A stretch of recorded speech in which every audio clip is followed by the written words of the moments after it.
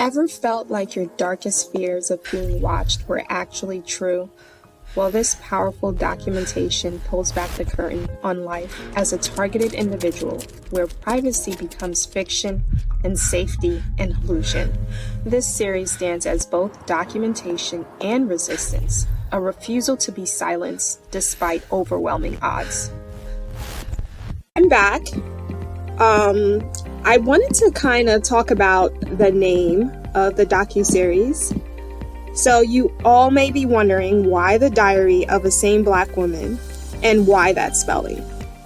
Well, first and foremost, yes, it's a play on words, and for someone like myself who almost always looks up words when writing, even those words that I use regularly, I thought it was a pretty interesting play on the word diary. So dire, which means terrible, disastrous, appalling, and so forth and so on, is probably a very accurate way to describe the situation that I'm in currently. And Rie is just a play on the ending of my name, Marie. So now let's take a look at Sane and Black. These are two very important words because historically and statistically speaking, Black women often get ignored whenever they report something, whether it's medically or otherwise, right? If we take the example of the missing Black female versus that of another ethnicity. That's just one. These are probably two of the main examples that many people have seen in the news, medical reports or, missing people. So that's one aspect of it, right? The other aspect is Black women often get labeled as angry Black women, the angry Black woman, as if we're just supposed to take disrespect and not stand up for ourselves. Don't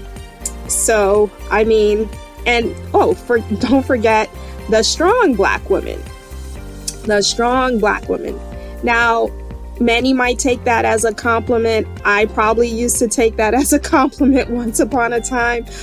But, as you kind of grow and mature, you kind of see that it's not really a compliment. To me, I see it as someone who you're being looked at as someone who's just supposed to take an unlimited amount of abuse and just endure it without speaking up for yourself or just continue to take it, right? And so that's basically why I felt the need to insert that in the title and to kind of highlight that in this episode. Now let's take a closer look around the word sane, right? The same part, again, it's just people basically dismissing your truth and your reality. And so basically, let's make her look crazy by messing with her algorithm, twisting the truth, running a smear campaign that's basically operated by bots and human agents. Ladies and gentlemen, that is the perfect example of what gaslighting is.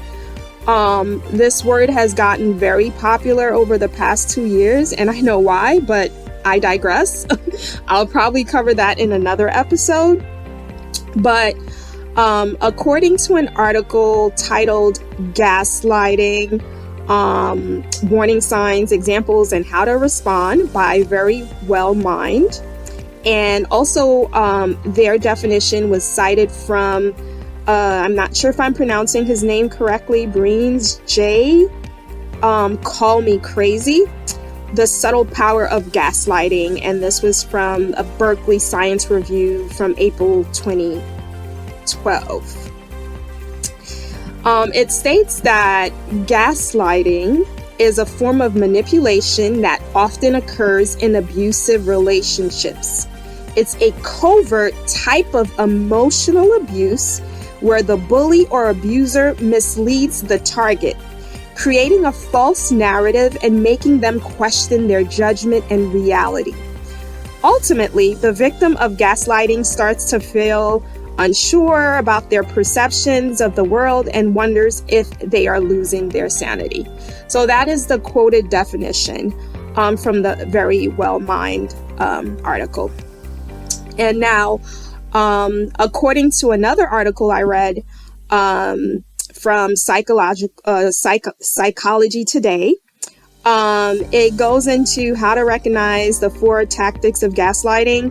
And so one of the examples that it provides that, usually gaslighters will often say, oh, that never happened. You must be imagining it.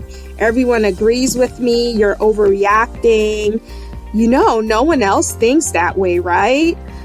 So that was some of the examples that they gave. Basically, the person that's gaslighting you is essentially saying that you're crazy and that you've lost it. The article also goes into the historical background of the term gaslighting. I know a lot of people just throws the word around, but if you don't know where it comes from, I think the historical context also gives a lot of insight into what gaslighting is, especially in the context, in my context. So that being said, and I quote, this is from the Psychology Today article. It says, the term comes from the 1944 movie Gaslight, starring Ingrid Bergman. And in the movie, Bergman plays a wife, Paula, whose reality is slowly being undermined by her supposedly devoted husband, Gregory.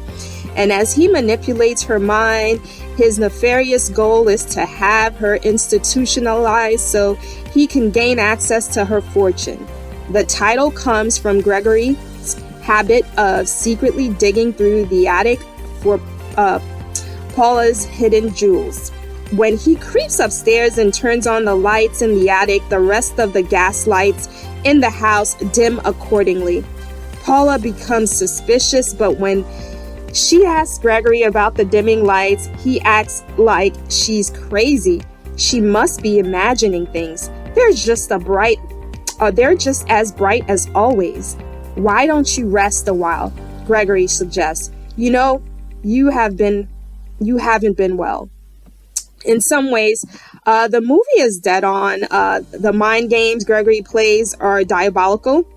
That's what the article says. And it also says that he tells Paula's friends that she's unstable. And in the article also says that he isolates her from the family. He disguises cutting invalidations as statements of concern. And he hides her belongings, then questions her sanity when she can't find them. In short, he messes not only with her, but with the people and objects around her to alter her reality and make her think she's losing it. End quote. So this was basically an excerpt from the article from Psychology Today. And so the title of my docuseries was not only chosen because of the play on the word Dire and Marie, but also because of my experience with gaslighters. And I thought it was very important to kind of go through that. I'll be doing short, episodes, and then probably longer ones, when it comes to it, when I actually go through my actual experiences. But I think it's very important to go through, the reason why I'm doing this docuseries, the definitions of the words that, I feel that I resonate with, and also just to kind of be authentic, my authentic self. And again, this is not like a high production podcast, and this is not like the perfect recording, not using perfect tools. And for someone like myself who likes to say that I'm a perfectionist, I'm just kind of recording and going with it as, going with the flow. And if I mess up along the way, so be it. And I'll see you in the next episode. Thank you for listening.